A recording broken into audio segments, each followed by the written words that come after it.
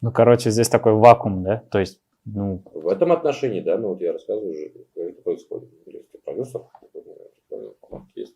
Ну, давай резюмируя. Получается, основная проблема, по твоему мнению, это спрос, типа аудитория. Это основная проблема. Это первый шаг. Есть какая-то надежда, то, что сейчас вырастет поколение урбанизированное, которое разбирается там в западных, там, не знаю, в западном шоу-бизнесе, в этой индустрии, и которое хочет принимать такой же продукт именно на татарском. Если откровенно, то без какой-то поддержки, наверное, государственной или около государственной невозможно, то есть как-то модернизировать все.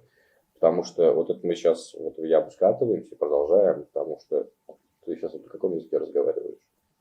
Ну, на русском. Ну, кстати, про нас тоже будут говорить, раз вы такие торги. Да, но это, язык, типа, зачем вы говорите? Это сразу привет дегенератам, которые... Соответственно, язык, видишь, пропадает, и молодежь не разговаривает на татарском, им становится это уже особо неинтересно. Вешается ярлык, что это деревня, в городе что-то уже как-то и нет. Хотя вот мы на работе и с шефом, то есть и с ребятами мы разговариваем. Ну, как раз-таки вот я задумывался над этим, и я думаю, что через медиаиндустрию это же легче всего. Типа классный сериал, да, типа, ну там, не знаю, музыка, и человек хочет это учить, допустим, с корейским так, даже с казахским сейчас так. Ну, то есть это типа, один из казахи сейчас в инструментов сохранения там, языка и культуры, да. Но сколько ты знаешь людей, которым так важен их язык и их народ? Вот сейчас из молодежи кто прям так ратует? Это процентов 10 какой-то татарской интеллигенции. А остальные, ну, выйдет и насрать ее, вот, кого-то там зовут Гузель.